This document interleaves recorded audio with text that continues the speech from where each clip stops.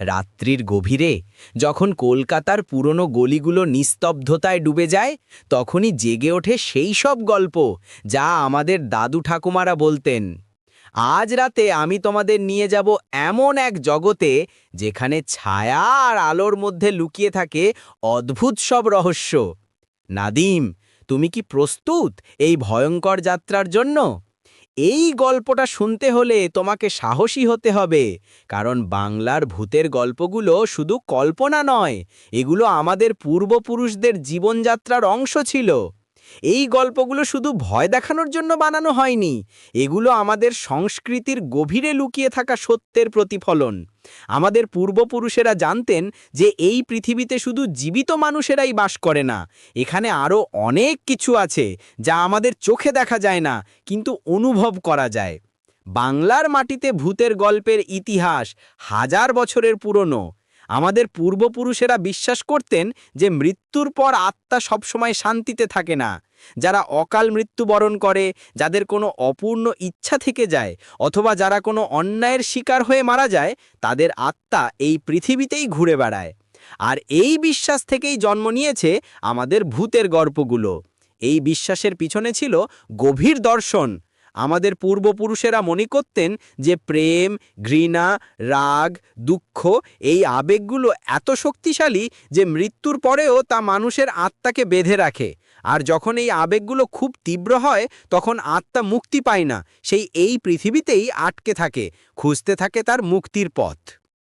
আমাদের গল্পটা শুরু হয় ১৯ শতকের শেষের দিকে কলকাতার এক পুরনো জমিদার বাড়িতে। সেই সময়টা ছিল খুবই রহস্যময়। গ্যাসের আলো, ঘোড়ার গাড়ি আর পুরনো ঐতিহ্যের মিশ্রণে তৈরি হয়েছিল এক অন্যরকম পরিবেশ। সেই সময় কলকাতা ছিল ব্রিটিশ ভারতের রাজধানী। শহরে তখন পুরনো আর নতুনের এক অদ্ভুত মিশ্রণ। একদিকে ছিল ইংরেজদের আধুনিকতা, অন্যদিকে ছিল আমাদের পুরনো সংস্কার আর বিশ্বাস। এই দুয়ের মাঝখানে দাঁড়িয়েছিল আমাদের জমিদার পরিবারগুলো। তারা একদিকে ইংরেজি শিক্ষা নিচ্ছিল, অন্যদিকে আঁকড়ে ধরে রেখেছিল পুরনো ঐতিহ্য। বাড়িটার নাম ছিল নীলমণি ভবন। এই নামটাও একটা গল্প বলে। বলা হয় যে এই বাড়ির প্রথম মালিক একটা অমূল্য নীলমণি পেয়েছিলেন এক তান্ত্রিকের কাছ থেকে।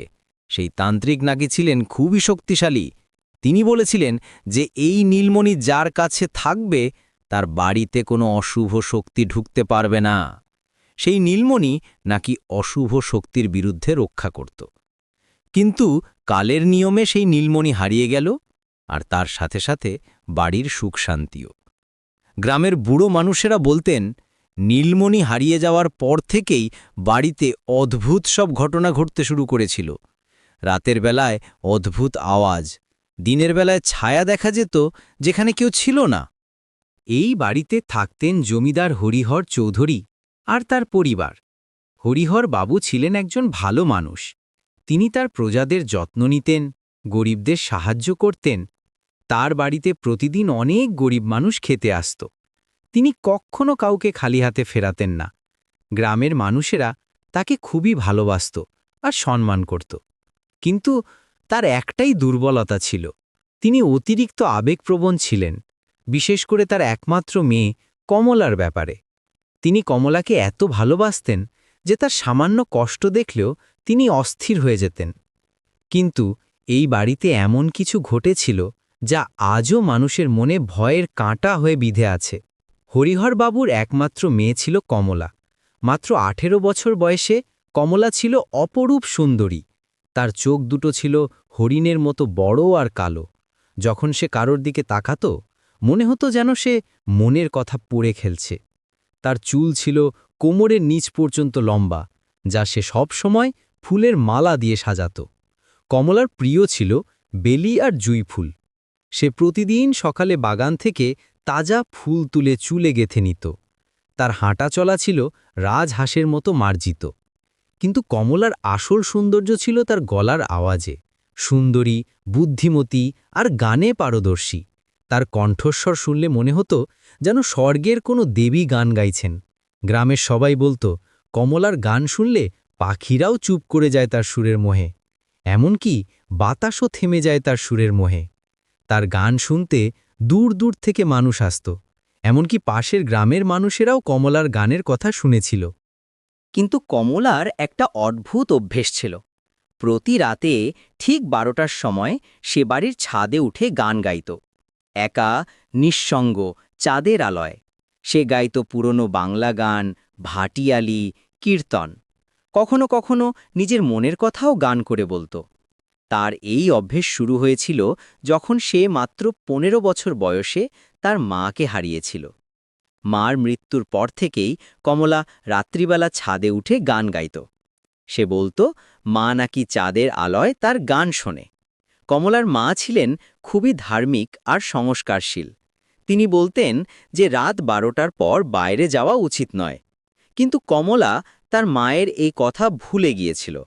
বরং সে বিশ্বাস করত যে রাত 12টার সময় আকাশ আর পৃথিবীর মধ্যে একটা বিশেষ সংযোগ তৈরি হয়। সেই সময়ে গান গাইলে তা সরাসরি স্বর্গে পৌঁছে যায়। গ্রামের মানুষেরা বলতো কমলা নাকি কোনো অদৃশ্য প্রেমিকের জন্য গান গায়। কেউ কেউ আবার বলতো সে নাকি ভূতের সাথে কথা বলে। গ্রামের বুড়ো মানুষেরা বলতো রাত 12টার পর ছাদে গান গাওয়া ভালো নয়, কারণ সেই সময়টা হলো ভূত প্রেতেদের বিচরণের সময়। তারা বলতো যে রাত 12টা থেকে ভোর 3টে পর্যন্ত সময়টা হলো ভূতের সময়। এই সময়ে অশুভ শক্তিগুলো সবচেয়ে বেশি সক্রিয় থাকে। তারা বলতো এই সময়ে যদি কেউ একা থাকে, বিশেষ করে মেয়েরা, তাহলে ভূত প্রেতেরা তাদের আকর্ষিত করার চেষ্টা করে। কিন্তু হরিহরবাবু এসব কথায় কান দিতেন না। তিনি ভাবতেন মেয়ের গানের প্রতি ভালোবাসা আছে, এতে দোষের কি? তিনি বরং গর্ব করতেন যে তার মেয়ে এত সুন্দর গান গায়। তিনি ভাবতেন এসব কুসংস্কার, আধুনিক যুগে এসব বিশ্বাস করা উচিত নয়। কিন্তু কমলার এই গানের পিছনে লুকিয়েছিল এক গভীর রহস্য। আসলে কমলা যখন ছাদে গান গাইত, তখন সে অনুভব করত যে কেউ একজন তার গান শুনছে, কেউ একজন তার পাশে দাঁড়িয়ে আছে। প্রথমে সে ভেবেছিল এটা তার কল্পনা, কিন্তু দিন যত গেল এই অনুভূতি তত প্রবল হতে লাগল। সে অনুভব করত যে কোনো এক অদৃশ্য উপস্থিতি তার গানের প্রশংসা করছে, তার সাথে তাল মিলিয়ে নাচছে। কখনো কখনো সে অনুভব করত যেন কেউ তার কাঁধে হাত রেখেছে, কখনো মনে হতো যেন কেউ তার কানে কানে কিছু বলছে। এই অনুভূতিগুলো তাকে ভয় পাওয়ানোর বদলে আনন্দ দিত। সে ভাবত হয়তো তার মা সত্যিই তার গান শুনতে আসেন, অথবা হয়তো কোনো দেবদূত তার গানে মুগ্ধ হয়ে তার কাছে আসেন। একদিন রাতে গ্রামের এক যুবক, নাম তার রমেশ, কৌতূহলবশত নীলমণি ভবনের কাছে গেল। রমেশ ছিল গ্রামের মধ্যে বেশ সাহসী আর দুঃসাহসী। সে ভাবল কমলার গান শুনবে লুকিয়ে লুকিয়ে। আসলে রমেশ কমলাকে পছন্দ করত, কিন্তু জমিদারের মেয়ের কাছে প্রেমের কথা বলার সাহস পেত না। সে ভেবেছিল অন্তত তার গান তো শুনতে পারে। রমেশ ছিল গ্রামের কামারের ছেলে। সে জানত যে কমলার সাথে তার বিয়ে হওয়া অসম্ভব, কিন্তু তবুও সে কমলাকে দূর থেকে দেখত, তার গান শুনত। সে ভাবত যদি একবার কমলার সাথে কথা বলতে পারত, তাহলে হয়তো কমলা তার মনের কথা বুঝত। কিন্তু যা দেখল তা তার জীবনের সবচেয়ে ভয়ঙ্কর অভিজ্ঞতা হয়ে রইল। রমেশ দেখল কমলা ছাদে একা দাঁড়িয়ে গান গাইছে। চাঁদের আলোয় তাকে দেখতে লাগছিল যেন কোনো পরী। তার সাদা শাড়ি হাওয়ায় উড়ছে, চুল ছড়িয়ে আছে কাঁধের ওপর। তার গলার আওয়াজ ছিল এত মধুর যে রমেশ মুগ্ধ হয়ে গেল। সে ভাবল এত সুন্দর গান সে কখনো শোনেনি। কিন্তু হঠাৎ রমেশের নজর পড়ল কমলার সামনে। তার সামনে দাঁড়িয়ে আছে এক অদ্ভুত ছায়ামূর্তি, লম্বা, কালো, যার চোখ দুটো জ্বলছে লাল আগুনের মতো। সেই ছায়ামূর্তির কোনো স্পষ্ট আকার ছিল না, কিন্তু তার উপস্থিতি ছিল খুবই প্রবল। আর সেই ছায়ামূর্তি কমলার গানের তালে তালে নাচছে। তার নাচ ছিল অদ্ভুত, যেন সে হাওয়ায় ভাসছে। সেই ছায়ামূর্তির চারপাশে ছিল এক অদ্ভুত অন্ধকার, যা চাঁদের আলোকেও গ্রাস করে ফেলছিল। রমেশের গা শিউরে উঠল, তার হাত পা কাঁপতে লাগল। সে দেখল কমলা সেই অদৃশ্য সত্তার সাথে কোনো সম্পর্কে জড়িয়ে পড়েছে।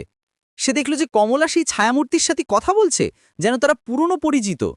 কমলার মুখে ছিল এক অদ্ভুত আনন্দ, যা রমেশ আগে কখনো দেখেনি। সে দৌড়ে পালিয়ে গেল। পরদিন সকালে গ্রামের সবাইকে বলল এই ঘটনার কথা, কিন্তু কেউ তার কথা বিশ্বাস করল না। সবাই ভাবল রমেশ হয়তো স্বপ্ন দেখেছে বা মাতাল ছিল। কেউ কেউ বলল রমেশ নিশ্চয়ই কমলার প্রেমে পাগল হয়ে গেছে, তাই এসব অদ্ভুত কথা বানাচ্ছে। গ্রামের মানুষেরা বলতো রমেশের মাথা খারাপ হয়ে গেছে, কমলার প্রেমে পড়ে সে হ্যালুসিনেশন দেখছে। কিন্তু এর কয়েকদিন পরেই ঘটল আসল ঘটনা। এক রাতে ঠিক যথারীতি কমলা ছাদে উঠে গান গাইতে শুরু করল। কিন্তু সেদিনের গানে ছিল এক অন্যরকম আবেগ। সে গাইছিল প্রেমের গান, বিরহের গান। তার গলার আওয়াজে ছিল এক অদ্ভুত আকুলতা, যেন সে কারো জন্য অপেক্ষা করছে, যেন সে কাউকে ডাকছে। সেই রাতে তার গান ছিল আগের চেয়ে অনেক বেশি মধুর, কিন্তু সাথে ছিল এক গভীর বেদনা। হঠাৎ তার গান বন্ধ হয়ে গেল। একদম নিস্তব্ধতা, এমন নিস্তব্ধতা যেন পুরো পৃথিবী থেমে গেছে। হরিহরবাবু আর তার স্ত্রী চিন্তিত হয়ে ছাদে গেলেন, কিন্তু সেখানে কমলাকে পাওয়া গেল না। শুধু তার সাদা শাড়িটা পড়েছিল ছাদের এক কোণে। শাড়িটা ছিল একদম পরিষ্কার, কোনো ছেঁড়া বা দাগ ছিল না, যেন কমলা নিজেই সেটা খুলে রেখে গেছে। শাড়িটার পাশে পড়েছিল তার প্রিয় বেলি ফুলের মালা, যা সে সেদিন চুলে পড়েছিল। পুরো রাত ধরে খোঁজাখুঁজি হলো। হরিহরবাবু পাগলের মতো হয়ে গেলেন। তিনি সারা বাড়ি তন্ন তন্ন করে খুঁজলেন, বাগান, পুকুর, এমনকি কোর ভিতরেও খোঁজা হলো। পুলিশ এলো, গ্রামের সবাই মিলে খুঁজল, এমনকি পাশের গ্রামের মানুষেরাও এসে সাহায্য করল। নদীর ধারে, জঙ্গলে, সব জায়গায় খোঁজা হলো, কিন্তু কমলার কোনো খোঁজই পাওয়া গেল না। যেন সে হাওয়ায় মিশে গেছে। কোনো সংগ্রামের চিহ্ন ছিল না, কোনো চিৎকার কেউ শোনেনি। কমলা যেন নিজের ইচ্ছায় অদৃশ্য হয়ে গেছে। এমনকি বাড়ির কুকুরটাও সেই রাতে কোনো আওয়াজ করেনি, যেন সবকিছু পরিকল্পিত ছিল। হরিহরবাবু পাগলের মতো হয়ে গেলেন। তিনি বিশ্বাস করতে পারছিলেন না যে তার প্রিয় মেয়ে হঠাৎ করে উধাও হয়ে গেছে। তিনি দিন-রাত কমলার নাম ধরে ডাকতেন, ঘরে ঘরে খুঁজতেন। তিনি কমলার কাপড়-চোপড় নিয়ে বসে থাকতেন, তার গন্ধ শুঁকতেন। তিনি ওঝা, গুণিন, তান্ত্রিক সবার কাছে গেলেন। একজন বিখ্যাত তান্ত্রিক এসে বাড়ি দেখে বললেন যে এখানে কোনো অশুভ শক্তির উপস্থিতি আছে। তিনি বললেন কমলা নিশ্চয়ই কোনো প্রেতাত্মার মোহে পড়েছে। তিনি বললেন যে এই ধরনের ঘটনা আগেও ঘটেছে। যখন কোনো সুন্দরী মেয়ে রাত 12টার পর একা থাকে, তখন প্রেতাত্মারা তাদের আকর্ষিত করে। কিন্তু কেউ কমলার হদিস দিতে পারল না। সেই তান্ত্রিক বললেন, কমলা হয়তো এখন দুই জগতের মাঝখানে আটকে আছে, না জীবিত না মৃত। এরপর থেকেই শুরু হল নীলমণি ভবনের অভিশাপ। প্রতি রাতে 12টার সময় ছাদ থেকে ভেসে আসত কমলার গানের আওয়াজ। কিন্তু সেই গান আর আগের মতো মধুর ছিল না। সেই গানে ছিল এক অদ্ভুত বিষাদ, এক গভীর কষ্ট। যেন কমলা কোথাও বন্দী হয়ে আছে আর সে তার গান দিয়ে সাহায্যের জন্য ডাকছে। কখনো কখনো সেই গানের সাথে মিশে আসত কান্নার আওয়াজ, যা শুনলে পাথলের হৃদয়ও গলে যায়। কখনো আবার শোনা যেত কমলার কণ্ঠে, বাবা আমাকে বাঁচাও বলে চিৎকার। এই আওয়াজ শুনে হরিহরবাবু আরও পাগল হয়ে যেতেন। গ্রামের মানুষেরা বলতে লাগল কমলার আত্মা নাকি বাড়িতে ভর করেছে। কেউ কেউ বলতো সেই রহস্যময় ছায়ামূর্তি কমলাকে নিয়ে গেছে অন্য কোনো জগতে। গ্রামের বুড়ো মানুষেরা বললেন এটা নাকি প্রেত প্রেম, যখন কোনো প্রেতাত্মা কোনো জীবিত মানুষের প্রেমে পড়ে যায়। তারা বললেন এই ধরনের প্রেম খুবই বিপজ্জনক, কারণ প্রেতাত্মা তার প্রেমিকাকে নিজের জগতে নিয়ে যেতে চায়। তারা বললেন যে প্রেতাত্মারা জীবিত মানুষের মতো প্রেম করতে পারে না, তাই তারা তাদের প্রেমিকাকে মৃত্যুর জগতে নিয়ে যায়। গ্রামের এক বুড়ো মানুষ বললেন, কমলা এখন দুই জগতের মাঝখানে আটকে আছে। সে না পারছে জীবিত হতে, না পারছে মরতে।